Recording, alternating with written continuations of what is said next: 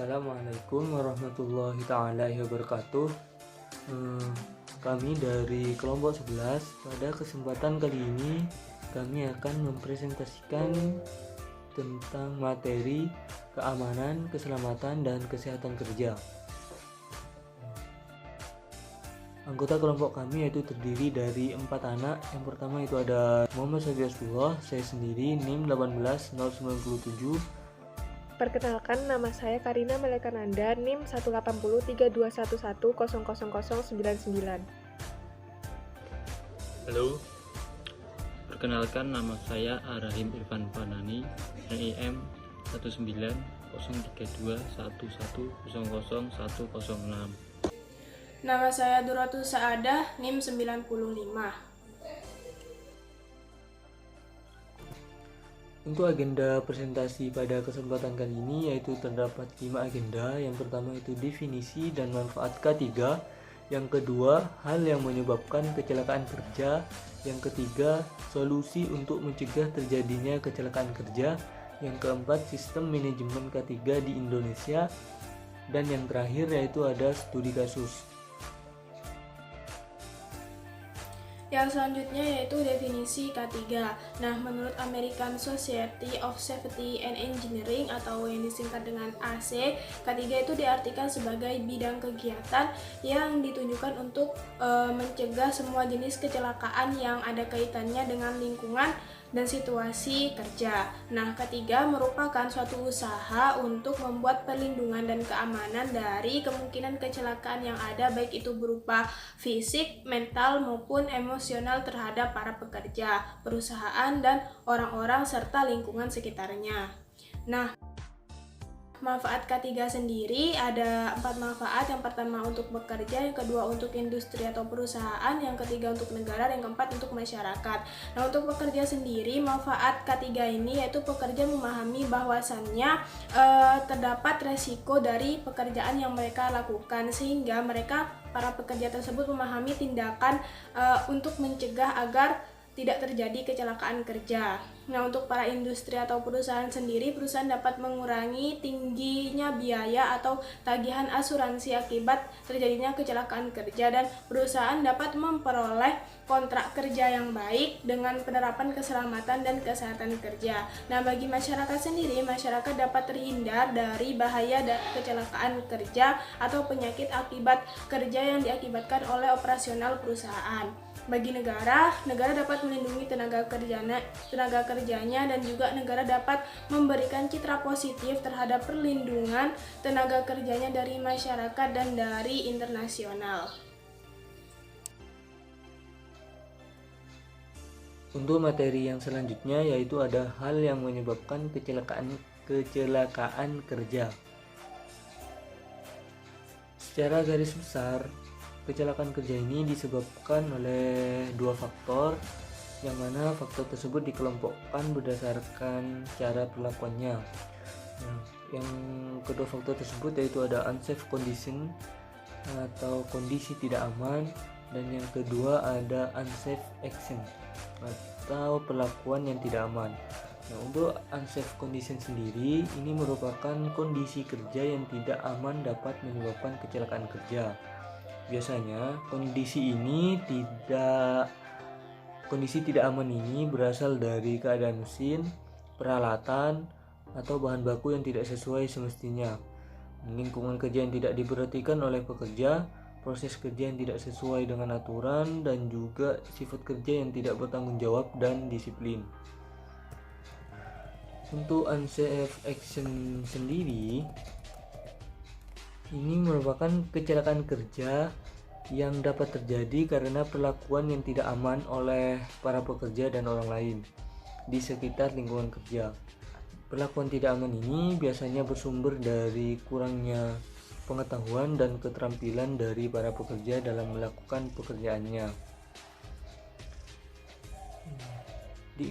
Jika dilihat dari kenyataan, faktor utama penyebab kecelakaan kerja ini terbagi menjadi 2. Yang pertama itu faktor manusia, dan yang kedua itu ada faktor fisik. Kedua faktor tersebut ada dalam masalah pokok dari kecelakaan kerja itu sendiri, permasalahan pokok tersebut, yaitu yang pertama itu ada kecelakaan kerja yang merupakan akibat langsung dari pekerjaan, dan yang kedua yaitu kecelakaan kerja yang terjadi pada saat pekerjaan tersebut berlangsung. Nah, untuk kedua permasalahan pokok tersebut, ini dapat diperluas lagi, yang mana cakupan kecelakaan yang terjadi ketika perjalanan dari atau ke tempat kerja, dan ketika dalam perjalanan tersebut pekerja mengalami kecelakaan atau pulangnya dari tempat kerja tersebut mengalami kecelakaan lalu lintas misalnya, kecelakaan tersebut dan juga digolongkan sebagai dengan kecelakaan kerja. Solusi untuk mencegah terjadinya kecelakaan kerja. Di sini ada 3 upaya. Yang pertama, upaya pencegahan kecelakaan melalui pengendalian bahaya di tempat kerja, yaitu diantaranya pemantauan dan pengendalian kondisi tidak aman di tempat kerja. Yang kedua, pemantauan dan pengendalian tindakan tidak aman di tempat kerja. Yang kedua yaitu upaya pencegahan kecelakaan melalui pembinaan dan pengawasan.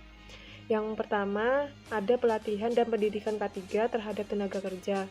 Lalu yang kedua, konseling dan konsultasi mengenai penerapan K3 bersama tenaga kerja. Lalu yang ketiga yaitu pengembangan sumber daya ataupun teknologi yang berkaitan dengan peningkatan penerapan K3 di tempat kerja. Lalu yang ketiga yaitu ada upaya pencegahan kecelakaan kerja melalui sistem manajemen. Yang pertama ada prosedur dan aturan K3 di tempat kerja. Lalu yang kedua, penyediaan sarana dan prasarana K3 dan pendukungnya di tempat kerja. Lalu yang ketiga yaitu penghargaan dan sanksi terhadap penerapan K3 di tempat kerja kepada tenaga kerja. Baik, selanjutnya adalah manajemen kesehatan dan keselamatan kerja di Indonesia. Di Indonesia terdapat banyak sistem manajemen K3. Berikut adalah jenis sistem manajemen K3 di Indonesia. Yang pertama, sistem manajemen K3 berdasarkan peraturan pemerintah nomor 50 tahun 2012.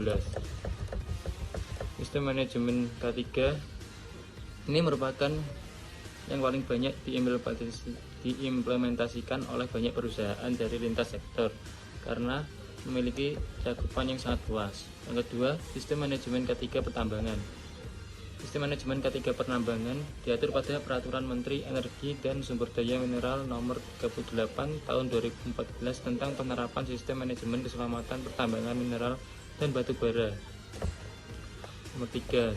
Sistem manajemen K3 rumah sakit. Sistem manajemen K3 rumah sakit diatur dalam Permenkes Nomor 66 Tahun 2016 tentang keselamatan dan kesehatan kerja rumah sakit dan Permenkes Nomor 432 tahun 2007 tentang pedoman keselamatan dan kesehatan kerja rumah sakit. Yang keempat, sistem manajemen K3 konstruksi. Peraturan Menteri Pekerjaan Umum Nomor 5 tahun 2014 telah mengatur tentang pedoman sistem manajemen keselamatan dan kesehatan kerja. Konstruksi bidang umum. Selanjutnya, manajemen K3 perkeretaapian. Sistem manajemen K3 perkeretaapian diatur dalam Peraturan Menteri Perhubungan Nomor 69 Tahun 2018 tentang sistem manajemen keselamatan perkeretaapian. Selanjutnya, sistem manajemen K3 perusahaan angkutan umum. Sistem manajemen K3 perusahaan angkutan umum diatur dalam Peraturan Menteri Perhubungan Republik Indonesia Nomor 85 Tahun 2018 tentang sistem manajemen keselamatan perusahaan angkutan umum. Selanjutnya, sistem manajemen keselamatan penerbangan. Sistem manajemen keselamatan penerbangan diatur dalam Peraturan Menteri Perhubungan Nomor 62 Tahun 2012 tentang Peraturan Keselamatan Penerbangan Sipil Bagian 19.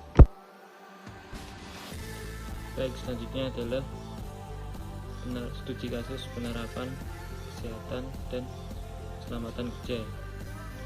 Kesehatan dan keselamatan kerja merupakan salah satu unsur yang sangat penting dalam ketenagakerjaan. Dengan adanya K3, diharapkan dapat menjadi upaya perlindungan dari risiko kecelakaan dan bahaya, baik secara fisik, mental, dan emosional. Kelompok kami mengambil studi kasus keselamatan dan kesehatan kerja pada pelaksanaan proyek konstruksi PT Trakindo Utama. Berdasarkan hasil dan pengolahan data yang dilakukan, dapat ditarik kesimpulan. Yang pertama, masih kurangnya pengetahuan tentang keselamatan dan kesehatan kerja dari para pekerja mengenai keselamatan dan kesehatan kerja. Yang kedua, dengan adanya sistem manajemen keselamatan dan kesehatan kerja, para pekerja dapat sedikit terhindar dari kecelakaan dan penyakit kerja. Yang ketiga, sistem manajemen keselamatan dan kesehatan kerja yang ada dapat dikatakan belum terrealisasi dengan baik.